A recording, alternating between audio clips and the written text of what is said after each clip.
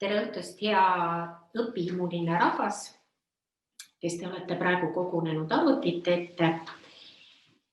Kui meie rahvakoolile tehti ettepanek osaleda tänase päeva õpiminutite läbiviimisel, siis mõtlesime, et mis see võiks olla, millega meie tuleksime välja, et õpetada Eesti rahvale mõnda põnevat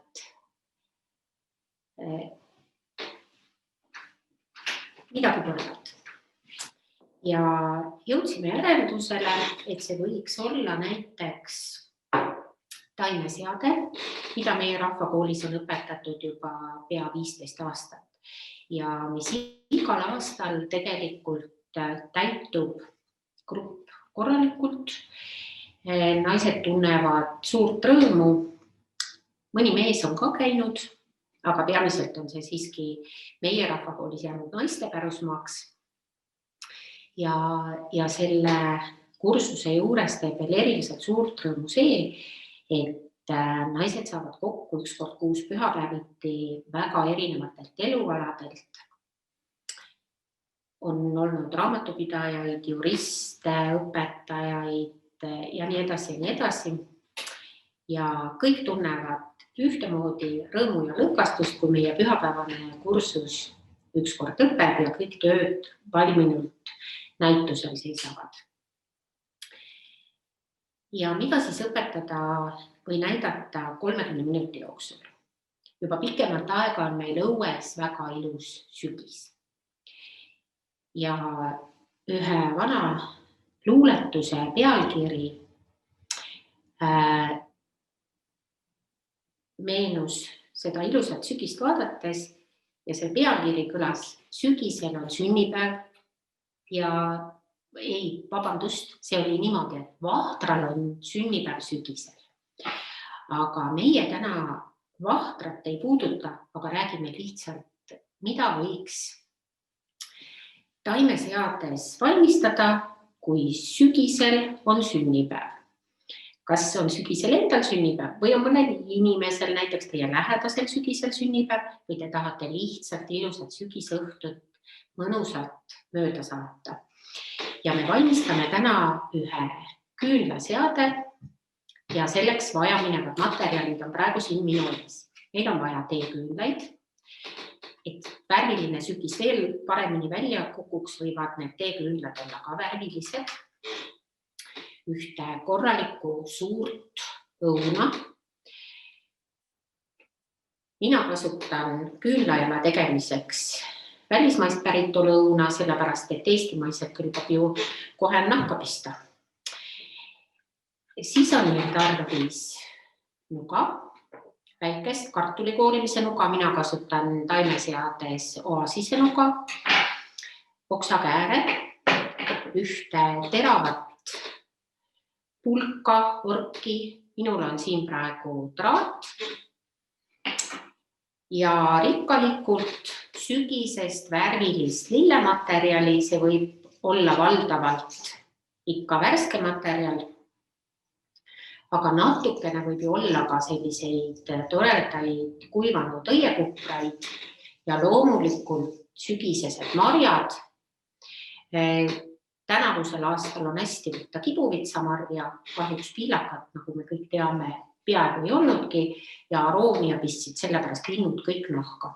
Nii et marjade valik on veidi väiksem. Siis meil on tarvis ühte niisugust kleepuvat materjali nagu fiksmass. Ja me võime veel kasutada pärast efekti saavutamiseks ja niisama nalja pärast sellist väikest toredat sügisest liblikat. Liblikaid peaaegu enam ei lenda, aga siis saamegi kasutada sellist kunstliblikat ja kindlasti peaks see liblikas, mida me kasutame, olema siis tehtud ikkagi linnusulest, et mitte selline plastmassist ja läikini, mis ei mõju väga naturaalselt. Ja hakkame siis tööga pihta. Loodan, et võib-olla mõnel on ka materjalid valmis varutud, aga kui ei ole, ei juhtu mitte midagi, sellepärast et töö on ülilihtne, seda võib teha üksinda, seda võib teha koos lastega, seda võib teha oma sõpruskonnas, näiteks kui kokku saate ja tahate natukene ka midagi meisterdada. Ja alustame siis sellest, et kõigepealt tuleb küünla sisse teha üks auk.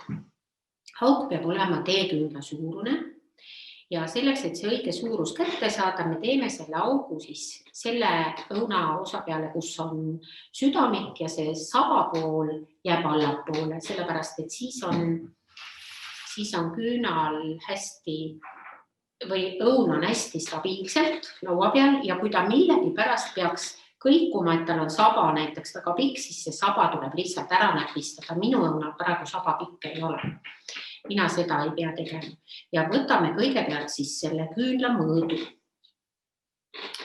Surume küünla siia õuna peale, liigutame natuke, me saame täpselt paraja mõõdu ja siis sellise väikese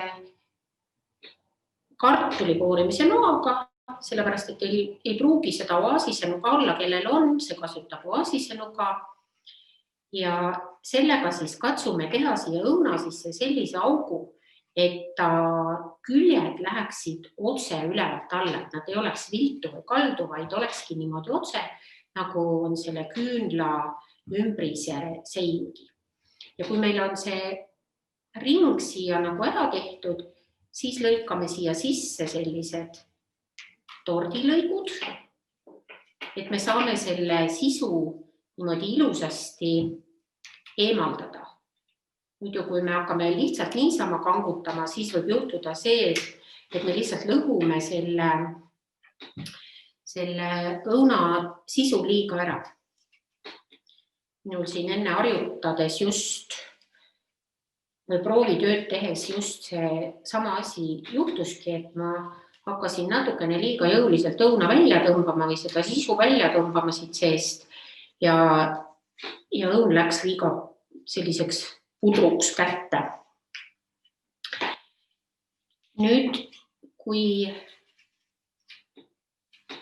tundub, et see auk on liiga väike, siis kui me oleme osa siit õuna seest juba eemaldanud, siis meil on väga lihtne noaga siin sees veel üks ring teha ja veel sisu välja võtta. Ja kui on niimoodi, et see ring millegi pärast ei tule täpselt selline, et ta on kohe pauhti täpselt küünla suurune, siis sellest ei ole mitte midagi, sest kogu see töö on tegelikult hästi naturaalne. Nüüd me saame küünla siia sisse sobitada ja kui ta ilusti täpselt annab sisse suruda, siis on hästi. Kui ei anna, siis tuleb natukene veel lõigata. Oluline on see, et see küünlaauk ei tuleks nii suur, et küünal hakkab välja kukkuma. Et hea, kui ta läheb täpselt tuugalt ilusti siia sisse. Nii, selle õunasodi ma kogunen siit kõigasti ära kohe. Sest alati on hea tööd teha, kui laud ei ole sodi täis. Ja nüüd on mul siin võetud aiast erinevaid rohelisi või õitsvaid ja rohelisi materjale. Mul on siin õiekastri erinevaid sorte, kauniastri erinevaid sorte, on nii õisi kui nuppe. Siin on üks õiekastri sort, selline pisikene. Ei tea, kui hästi praegu näha on, aga natuke ikka. Siis on siin üldse erineva õie kujutüübiga taimi. Siin on lõhna pärast ka natukene liivateed veel, sellepärast, et sellel aastal on tõesti sügisel pikalt veninud sünnipäev. Meil on nii palju õitsemist aias ja see on täiesti imeline ja seda on hea ära kasutada. Nüüd me lõikame selle taimematerjali suhteliselt lühikeseks ja paneme nüüd siis selliselt, hakkame torkama õisi ringiratast ümber küünla, aga kindlasti sellise nurga all, et õied hoiaksid küünlast eemale. ja oleksid umbes sentimeetri jagu mööda õuna allapoole, et ei juhtuks nii, et me paneme õied leegi kohale. Ja lükkame siis umbes mingi sentimeetri jagu sisse. Nii, ma päris seda nurka teile ei ütle, igaüks tunde järgi, igal taimel on eripära, aga visuaalis vaatame nii, et kogu sisse lükatav materjal hoiaks leegist eemal. Ja täpselt nii, nagu taimeseades öeldakse oaasise kasutamise juures, see on siis see vahtplast, mille õige nimi ongi vahtplast, et kui me sinna taime sisse torkame, siis me torkame selle enne 9 korda mõtleme ja mõõdame ja siis torkame, sest välja tõmmata enam ei saa. Kui me tõmbame välja, jääb auk alles, see kokku ei tõmbu ja kui me samasse auku pistame uuesti taime, siis see võib meil hakata välja kukkuma. 9 korda mõõda, 1 kord torka ja nii tundlikult, et kõik oleks täpselt paigas. No õuna puhul ja siin selle seade puhul on tegelikult täiesti mõeldav veel see, et kui tõesti läheb valesti ja tahad teise koha peale panna, siis teed kõrvale uue augu. Sellepärast, et tegelikult see küünlajalg, mida me praegu valmistame, tema ju igavene ei ole, sellepärast, et õunas hakkavad toimuma omad protsessid. Ta ei ole meil pikajaline ja selle tõttu ei juhtu mitte midagi, kui siin ka natukene neid auke rohkem on, ega seda pärast siin seade vahel ei näeta või ei paista välja, aga parem on, kui ei ole, kui on kõik tipp-topp tehtud, nii kuidas peab. Ja nüüd ma siis torkan siin seda materjali läbi segi, sellepärast, et sügise sünnipäev ongi kirev ja ongi hästi tore seda kirevat materjali torgata, aga kogu aeg peab jälgima seda, et materjal läheks küünlast eemale. Nüüd, kui juhtub niimoodi, näiteks ma praegu teen täitsa meelega sellise asja, et ma torkan siia materjali sisse, et see põhimaterjal läheb küünlatahist eemale, aga siin on üks oks keskel, mis hakkab kindlasti ulatuma küünlaleegi kohale, siis selle ma napsan lihtsalt kääridega ära ja teda enam ei ole. Ja kõik, mis ulatub tahi poole, tuleb ära võtta ohutuse eesmärgil.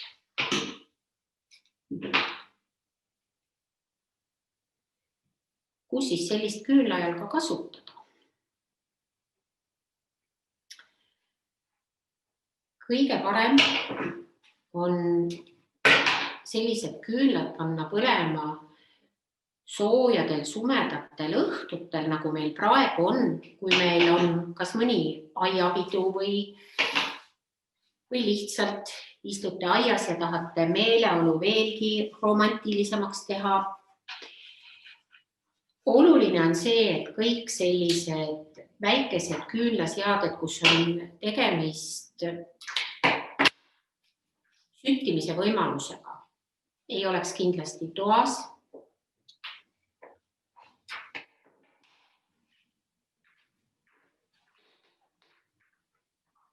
Sellepärast, et võib ju mõelda küll, et ma olen selle küünlajala juures ja ma vaatan teda ja ma jälgin, aga siis tuleb telefonikõne, läheb meelest ära ja parem on, kui taoline küünlajalg on õues sellise kindla koha peal, kus ta kindlasti midagi põlema ei pane, kas muru peal maas või mõne vana kännu sees, sest niiskust on looduses praegu küll ja tegelikult ega see värske materjal ju nii kergesti ei süti ka, kui midagi peaks juhtuma, aga parem alati karta kui kahetseda. Nüüd mul juhtus selline asi, et ma tahaksin seda vart panna siia õuna sisse, aga ma ei saa, sellepärast, et tal on see vart liiga pehme ja õunakoor on väga tugev. Siis ma võtan appi selle traadi, mis mul on kaasas ja teen sellega ühe augu ette. See on peenem kui lillevars. Ma hästi vaatan seda kohta, kuhu ma selle augu tegin ja nüüd ma saan selle õie paremini lükata, sellepärast, et ta jääb ikkagi kindlalt kinni, kuna traat oli peenem kui selle õievars.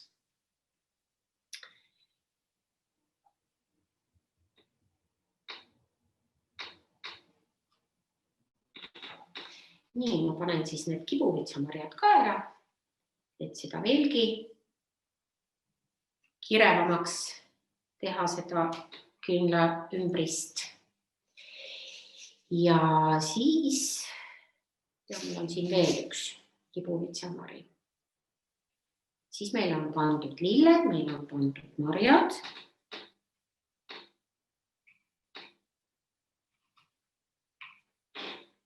Need me võime panna siia õuna peale ka 2 kihis, aga oluline on ikka see, et ka see õun jääks paistma ja sellepärast ongi hea kasutada võimalikult suuri õun. Kui meil Eestimaa õunapuudel kasvavad sellised ilusad suured õunad, siis need tuleb kindlasti ka ära süüa. Aga näiteks väga head suured taimeseade tegemiseks ka on Hispaania õunad, mis poes on müügil. Nad on ka väga efektsed, punased ja siis selliseid äraõitsenud õisikuid, nagu ma siia praegu panin ühe elulõnka õisiku. Ja siis me võime veel panna selliseid toredaid, need on liilina seemnekuprad. Panen siia ühe kuivanud kupra ka, et sügisel me praegu sellise õitsemise ajal ei pea väga suuresti kuiva materjali kasutama, see on meil kõik alles talvel ees. Aga ma panin selle täiesti kindla eesmärgiga, sest nüüd ma kasutan viimast kaasa võetud materjali ja selleks on siis fiksmass. Ja see on selline, kes taimeseadet teinud ei ole, selline tahvlinätsu laadne materjal, aga taimeseade jaoks mõeldud, ta on rohelist värvi ja kasutatakse teda siis mõne materjali kleepimiseks, ajutiseks kleepimiseks. Hästi väikene tükikene tuleb panna, sest tegelikult on ta üks selline tehniline vahend, mis paistma ei tohiks jääda. Ja panen siia liblika kõhu alla selle ja selle liblika ma panen nüüd selle kuiva, seda võiks teha ka liimiga, kui me paneme kuiva materjali külge. Et siis ta on niimoodi nalja pärast on siis siin üks selline tore sügisene liblikas ka lendamas ja ikka siis leegist kaugemale. Et minu küünlajälg sai praegu valmis. Ma koristan siin jälle oma töölaua ära, sellepärast et siis töö paistab ka paremini välja.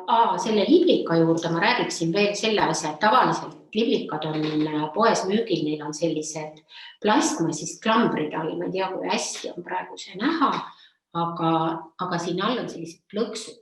Taimeseades neid plõkse ei kasutata, selle liblika ma eemaldan hästi ettevaatlikult siit plõksu pealt, siin on liim vahel, vahest juhtub ka õnnetus ja see liblikas ei tule siit nagu tervelt ära, aga valdavalt saab selle plõksu ilusasti kätte ja siis on seda liblikat võimalik kas siis liimida või siis panna fiksmassiga, nagu mina siin praegu ajutiselt niimoodi tegin.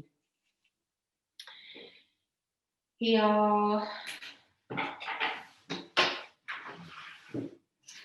nii.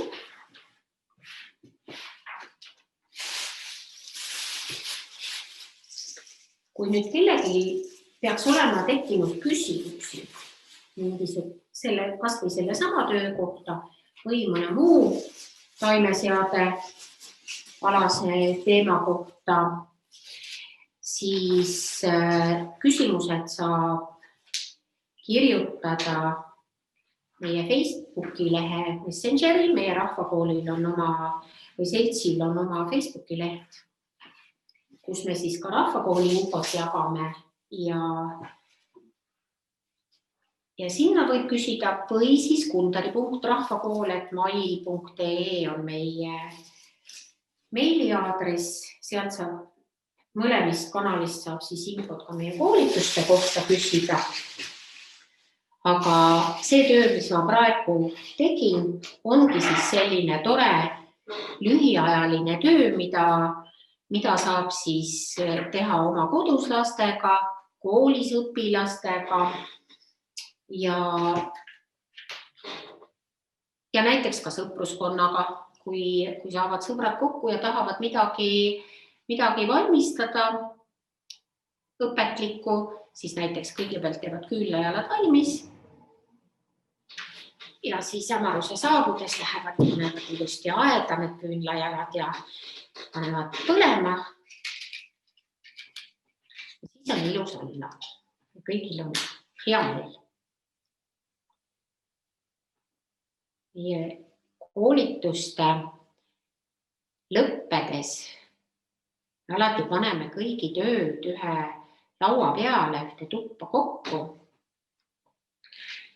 Ja siis on see vau-efekt kõige suurem, kui töid on palju koos. Taolisi küünlajalgu võib ju teha ka palju suuremaid. Halloween on tulemas ja hästi levinud on Halloweeni puhul küünlajal, kus kõrvits tehakse sees tühjaks, tehakse talle selline kole nägu pähe, lõigatakse silmad sisse, nina ja suu ja siis pannakse suur küünal kõrvitsa sisse.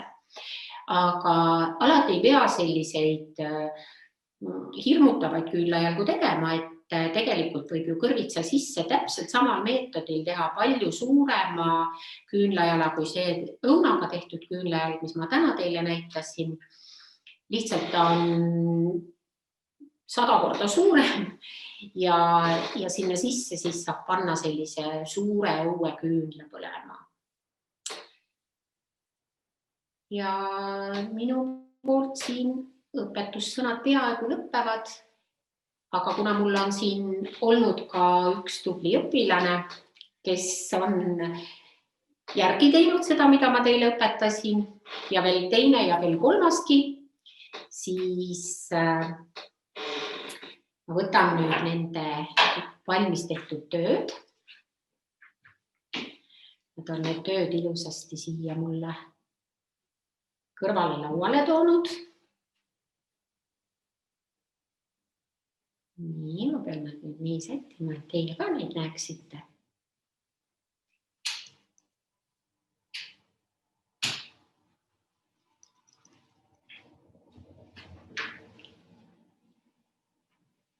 Ja mida muud ma oskan öelda, et palju õnne sünnipäevaks Kundert Seltsi Rahvakooli poolt.